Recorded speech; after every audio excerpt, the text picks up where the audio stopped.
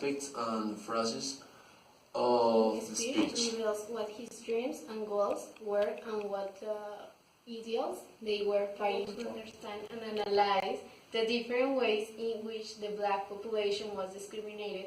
Around 1963, we can understand all abuses, both be physical and mental. Were immersed the population of color. One of the parts of the speech that most affected us and managed to captivate our attention is that desire and coexist each and every one of the United States of America together in harmony and equality to what he called the American dreams is divided into three parts. First, that someday in the lands of Georgia, children of former slaves and children of former slave owners could sit together at the table of brotherhood. Second, he had a dream that one day in Alabama, with his vicious racist, with his governor, with his lips dripping words of interposition and nullification, one day in Alabama the little blacks will be able to join their hands with little whites. Third, he had a dream that someday every valley will be elevated and every hill and mountain will be made plain. The places will be rounded and crooked. Will be crooked the glory of God, will be relieved and all humankind will be... Next, we will develop the most relevant aspects and phrases of the speech. Luther King's speech reveals the injustice and social imbalance that existed between whites and blacks. It is important to emphasize that in 1963 in the United States, a wave of violence and racial discrimination can be evidenced. It's clear that this speech brought with transcendental consequences.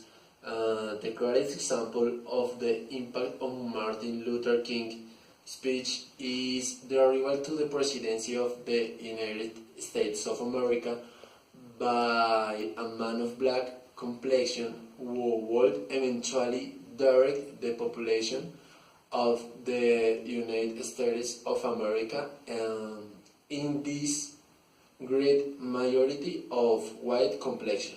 This hot summer, for the legitimate discontent of the Negro, will not pass until there is a vigorous discontent of freedom and equality. In synthesis, Martin Luther King was fought for the human rights of the black people because in the USA, Abraham Lincoln does the liberty of the emancipation for the black people. So Martin Luther King talked about him because he started the liberty of these people. What means? The black people have to be the same rights as the white people, and this is was fought Martin Luther King does. Is because in the USA the government do the human rights, the people apply this only for the white people, and for the black people these rights don't be applied. Martin Luther King names this speech "I Have a Dream" because in the speech he says that have a dreams for the black people. One of the most important dreams of the black people is that when he go out or walk around the street of the USA, he have to be the same respect of all the people, not differently because the color of her skin. To conclude, when Martin Luther King does this speech in the world, and especially in the United States, the black people have a big problem with the racism because the people don't see her equal for the white people, because he says and he thinks that the black people don't have to be the same rights of the white people, and this is a big problem. And this is the first moving to fight Martin Luther King. Thank you.